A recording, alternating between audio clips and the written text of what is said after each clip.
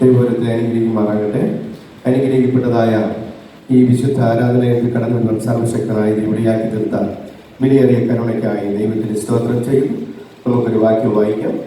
യോഹന്നാൻ എഴുതിയ സുവിശേഷം 19:34 വാക്യം 35 വാക്യം വായിക്കാം.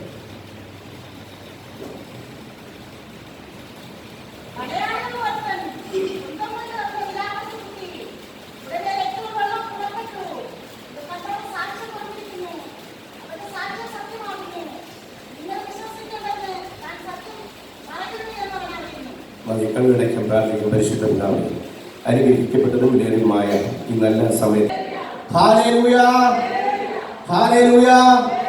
ദൈവം നമ്മെ ഓരോരുത്തരെയും അനുഗ്രഹിക്കുമാറാകട്ടെ. യോഹന്നാൻ എഴുതിയ സുവിശേഷം 19:34 വാക്യം ഇങ്ങനെ എഴുതിയിരിക്കുന്നു: എങ്കിലും പടയാളികളിൽ ഒരുത്തൻ കുന്തം കൊണ്ട് അവന്റെ വിലാപ്പുറത്ത് കുത്തി, ഉടനെ രക്തവും വെള്ളവും പുറപ്പെട്ടു. ഇത് കണ്ടവൻ സാക്ഷ്യം പറഞ്ഞിരിക്കുന്നു. വളരെ പരിചിതവും വളരെ ദീർഘനാളുകൾ നിങ്ങൾ കേൾക്കുകയും നിങ്ങളെ ശ്രദ്ധിക്കുകയും ചെയ്ത സുപരിചിതമായ ഒരു വാക്യമാണ്. ഹല്ലേലൂയ. ഇത് കണ്ടവൻ സാക്ഷ്യം പറഞ്ഞിരിക്കുന്നു എന്നാണ്. ഹല്ലേലൂയ. യേശുക്രിസ്തു ജനിച്ച അതേ കാലയളവിൽ ജനിച്ചു വളർത്തപ്പെട്ട ജോസിഫസ് എന്ന റോമൻ ചരിത്രകാരൻ ഈ കണ്ട കാര്യങ്ങൾ എഴുതി വെച്ചിരിക്കുകയാണ്. ഈ ബൈബിൾ പഠിക്കുമ്പോൾ നിങ്ങൾ ചിന്തിക്കണം, ചില ചരിത്രപരമായ കാര്യങ്ങൾ കൂടെ ഞാൻ നിങ്ങളോട് പറയുവാനായിട്ട് ആഗ്രഹിക്കുകയാണ്. ബൈബിളിലെല്ലാം എഴുതി ചേർക്കുവാനായിട്ട് പറ്റിയിട്ടില്ല. എന്നാൽ റോമൻ ചരിത്രം എന്ന ജോസിഫസ് എന്ന റോമൻ ചരിത്രം വ്യക്തമായി തെളിവായി രേഖപ്പെടുത്തിയിരിക്കുന്നു. അതുകൊണ്ട് വളരെ ശ്രദ്ധിച്ചിരിക്കണം. ഇത് കണ്ടവനായ ജോസിഫസ് ഈ ചരിത്രത്തെ രേഖപ്പെടുത്തിയിരിക്കുകയാണ്. യേശുക്രിസ്തു 2 കള്ളന്മാരുടെ നടുവിൽ കിടക്കുകയാണ്. ഹല്ലേലൂയ. നിങ്ങൾക്ക് എല്ലാവർക്കും ആ സംഭവം വ്യക്തമായി അറിയാം. 3 ആണിമേൽ യേശു തൂങ്ങിക്കിടക്കുകയാണ് 2 കള്ളന്മാരുടെ നടുവിൽ. ഈ സമയം യേശുക്രിസ്തുവിന്റെ വിലാപ്പുറത്ത് ഒരാൾ കുന്തം കൊണ്ട് കുത്തുകയാണ്. ആ വ്യക്തിയുടെ പേര് ലോൺ ജീനൂസ് എന്നാണ്.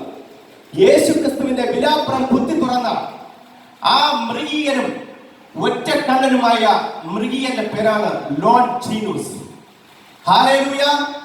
യേശുക്രിസ്തുവിനെ ഏറ്റവും കൂടുതൽ ഉപദ്രവിക്കുകയും യേശുക്രിസ്തുവിനെ ഏറ്റവും കൂടുതൽ അടിക്കുകയും യേശുക്രിസ്തു എവിടെയെല്ലാം ഉണ്ടായിരുന്നോ അവിടെയെല്ലാം ഏറ്റവും കൂടുതൽ ഉപദ്രവിച്ച വ്യക്തിയായിരുന്നു ഈ ലോൺ ജീനൂസ്.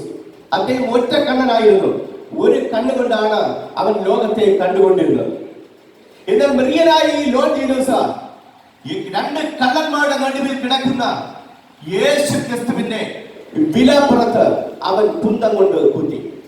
വേദപുസ്തകം പറയുന്നു, കുത്തിയാൽ ഉടൻ തന്നെ രക്തവും വെള്ളവും പുറപ്പെട്ടു എന്നാണ്. നിങ്ങൾ ഓർക്കണം, യേശുക്രിസ്തുവിന്റെ വിലാപ്പുറത്ത് കുത്തുന്ന ആ സെക്കൻഡിൽ യേശുക്രിസ്തുവിന്റെ ശരീരത്തിൽ നിന്ന് രക്തം വെള്ളവും പുറപ്പെട്ടു എന്നാണ്.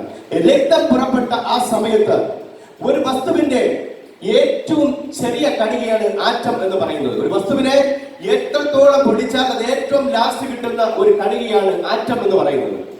അങ്ങനെ യേശുക്രിസ്തുവിന്റെ വിലാപ്പുറത്ത് കുന്തം കൊണ്ട് കുത്തുന്ന ആ നിമിഷത്തിൽ യേശുക്രിസ്തുവിന്റെ വിലാപ്പുറത്തിൽ നിന്ന് രക്തം പുറപ്പെട്ട ഒരാറ്റ തുള്ളി ഈ ഒറ്റക്കണ്ണിന് മൃഗീയനുമായ ലോൺ ജീനൂസിന്റെ കണ്ണിലേക്ക് പതിക്കുവാനിടയാണ്.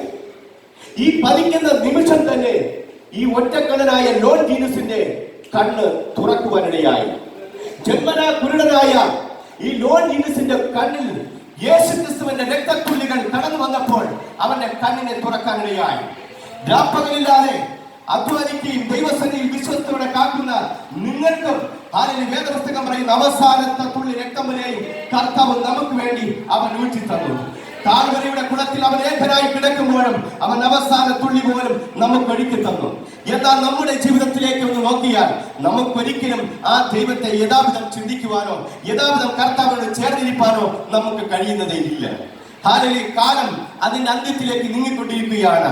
രണ്ട് കള്ളന്മാരുടെ നടുവിൽ തൂങ്ങിക്കിടക്കുന്ന യേശുവിന്റെ വിലാപ്പുറത്ത് അവൻ കുത്തി തുറക്കുമ്പോൾ ഒരൊറ്റ തുള്ളി പോലെ ഒരു രക്തത്തുള്ളി ഈ ലോൺഗിനൂസിന്റെ കണ്ണിൽ പതിക്കുവാനിടയായി.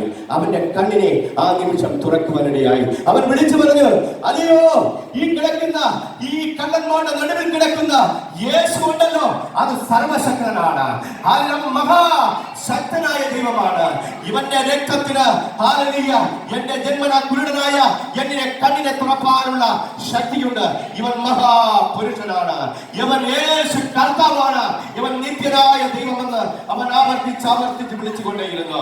മഹാപുരോഹിതന്മാരും ശാസ്ത്രിമാരും വിലക്കിയിട്ടും അവനത് പറയാൻ പറ്റാതെ ഇരിക്കാൻ കഴിയുകയില്ല. അത് ആവർത്തിച്ച് വിളിച്ചുകൊണ്ടേയിരുന്നു. ഇവൻ മഹാപുരുഷൻ, ഇവൻ കർത്താതി കർത്താവ്, ഇവൻ രാജാതി രാജാവെന്ന് അവൻ വിളിച്ചു പറഞ്ഞുകൊണ്ടേയിരുന്നു. വേദപുസ്തകം പറയപ്പെടുന്നു, ഹല്ലേലൂയ, അവൻ വിളിച്ചു പറഞ്ഞുകൊണ്ടിരിക്കുന്നു. നിങ്ങൾക്കറിയാം, കാൽവരി ക്രൂശിന്റെ കുളക്കരയിൽ അവൻ വേദനപ്പെട്ട് കാണപ്പെടുകയാണ്.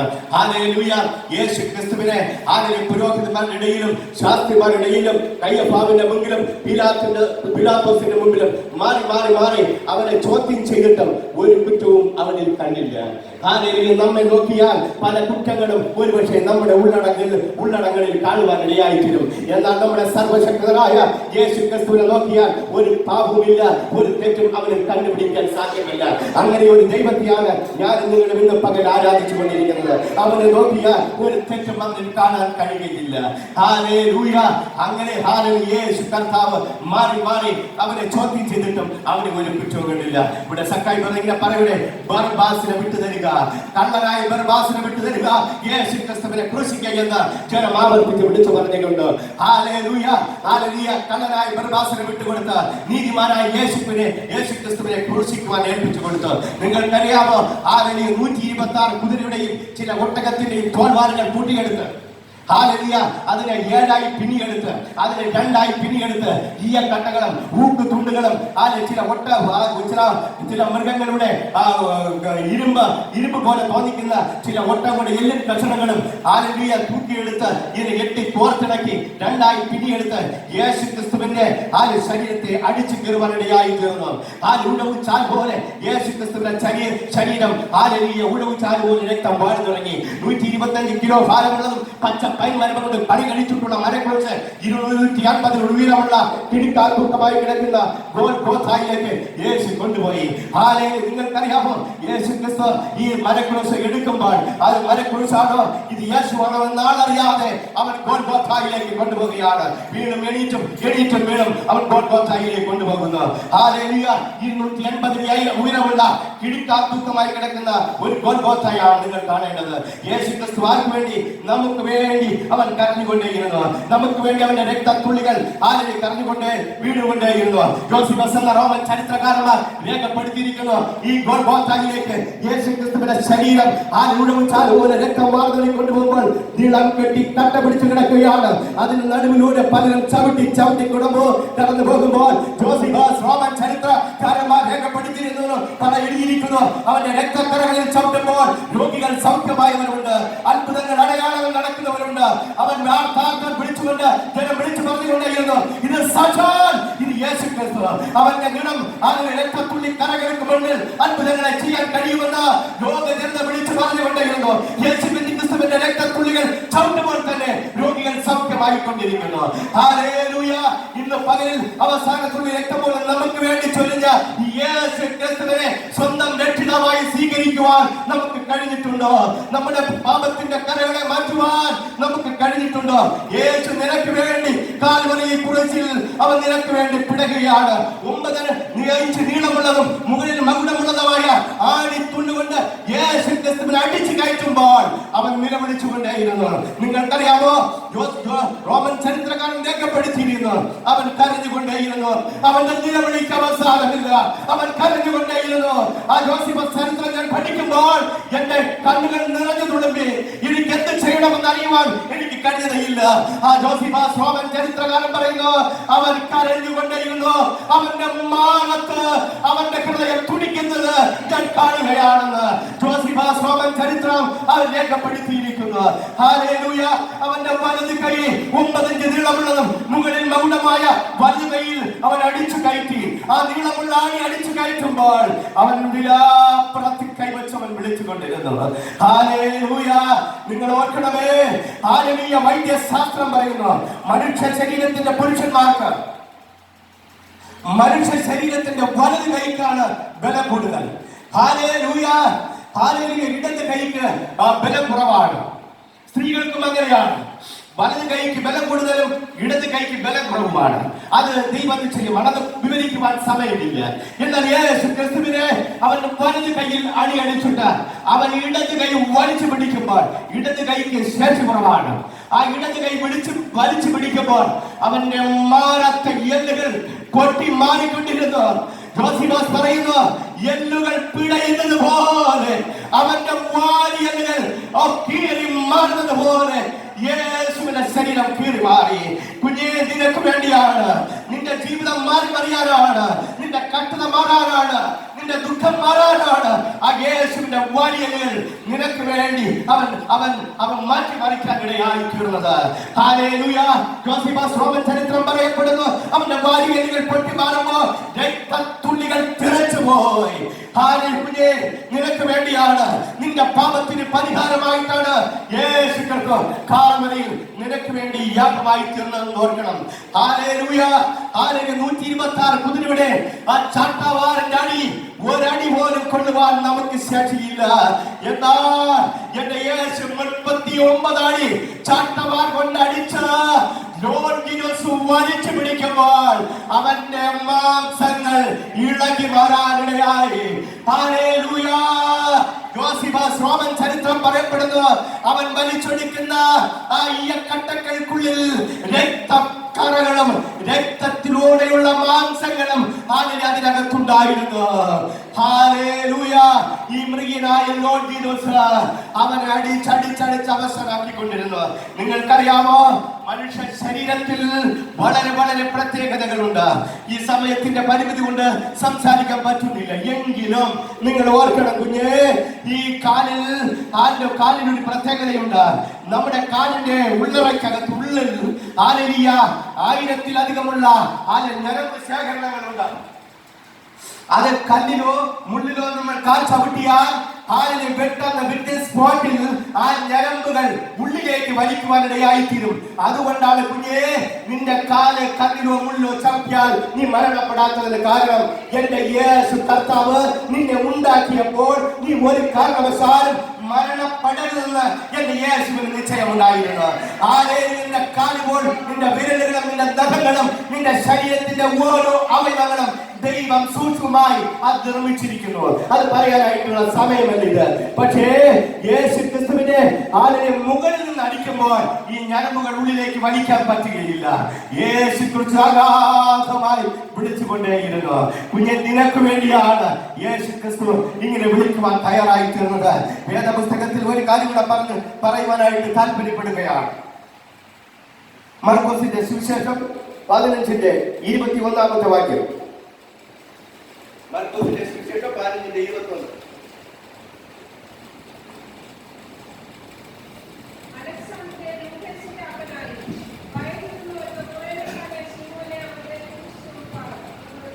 ഹല്ലേലൂയ.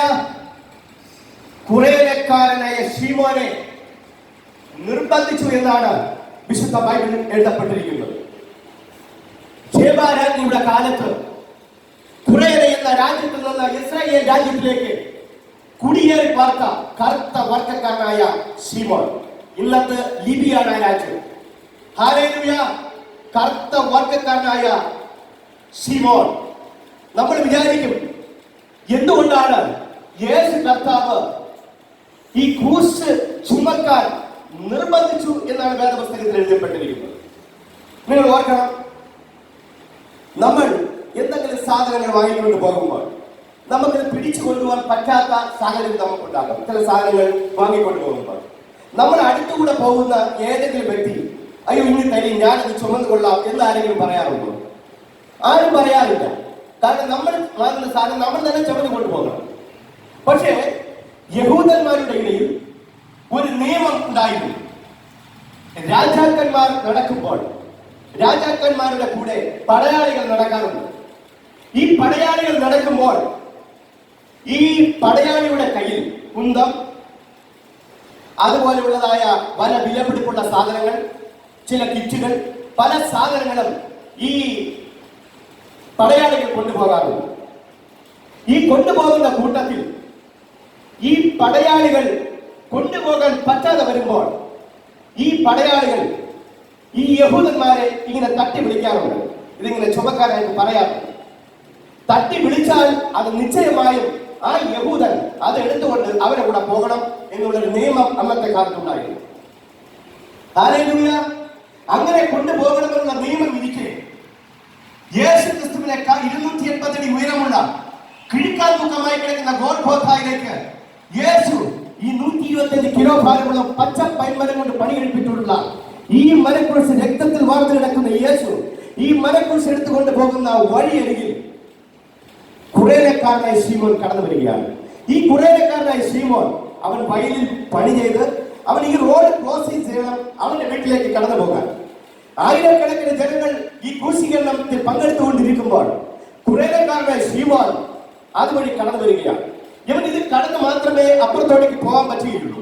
എന്നാൽ ഈ കുറേനക്കാരനായ ശീമോൻ അതെന്താണെന്ന് കാണാനും അവൻ ഈ റോഡ് ക്രോസ് ചെയ്ത് പോകാനും വേണ്ടി കുറേനക്കാരനായ ശീമോൻ ഈ ആൾക്കാരെ തള്ളി മാറ്റി അവൻ ഫ്രണ്ടിലേക്ക് വന്ന് നോക്കുകയാണ്.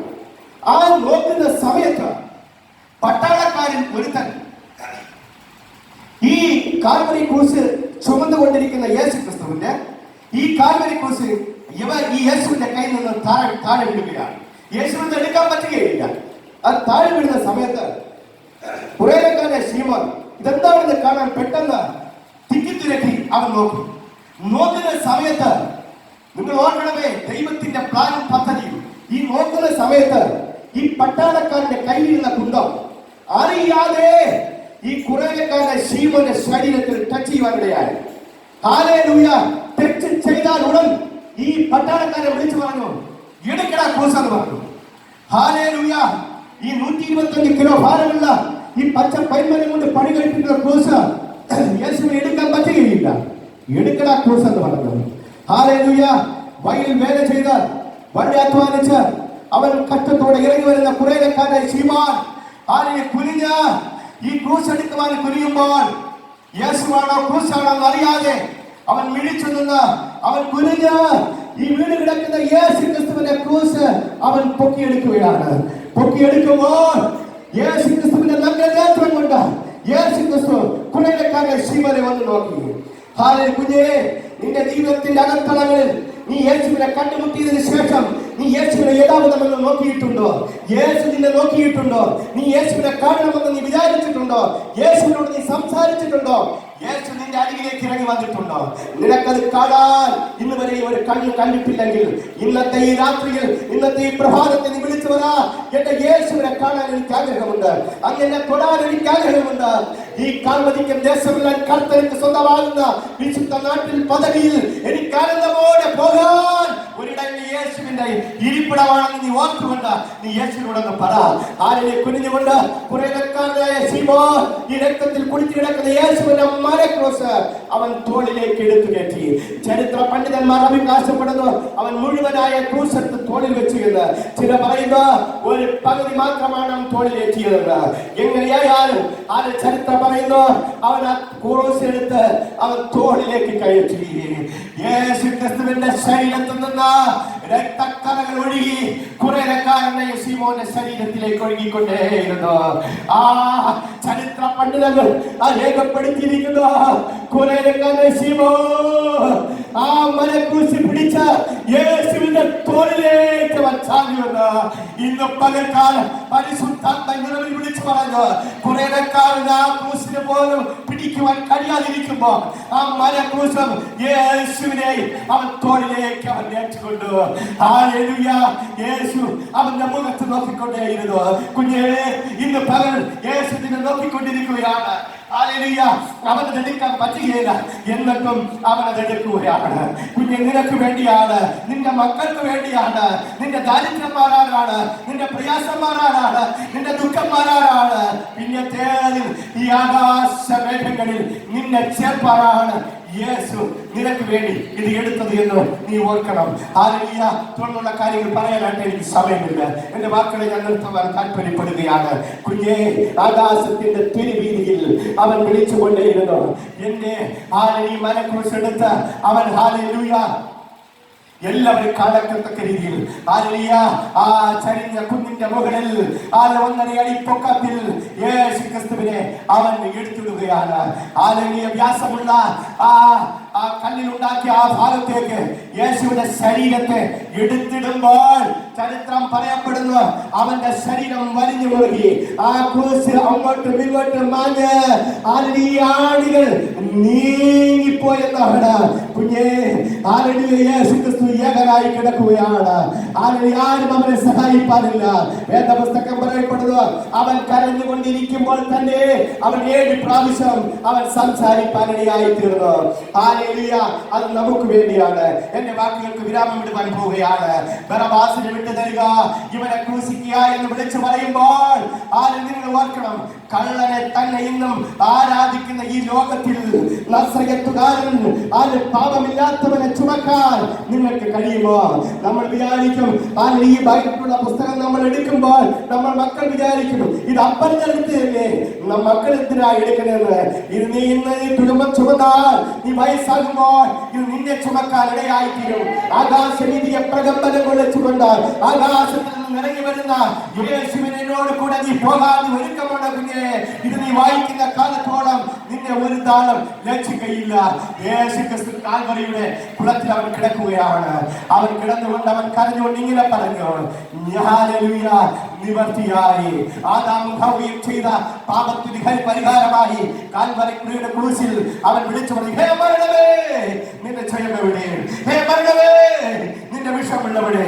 മരണത്തെ ജയിച്ചവൻ ജയാളിയായി അവൻ കിടക്കുകയാണ്. കുഞ്ഞെ, എന്റെ വാക്കുകളെ നിർത്തുമ്പോൾ നിങ്ങൾ ഒരു കാര്യം കൂടെ ശ്രദ്ധിക്കണം. ഹല്ലേലൂയ. ഈ യേശു ക്രിസ്തുവിനെ അടക്കം ചെയ്യുമ്പോൾ, ഇമ്പീരിയം മുദ്ര വെച്ച് അവൻ അടക്കം ചെയ്യുമ്പോൾ ഈ കാവൽ കൂട്ടത്തിൽ ഒരാൾ ലോൺ ആയിരുന്നു. ഹല്ലേലൂയ. ലോൺ വിളിച്ചു പറഞ്ഞുകൊണ്ടായിരുന്നു, എനിക്ക് കാഴ്ചശക്തി കിട്ടി, എനിക്ക് കാഴ്ചശക്തി കിട്ടി, യേശുവിന്റെ രക്തമാണ് അതിന് കാരണമെന്ന് വിളിച്ചു പറഞ്ഞു. എങ്കിലും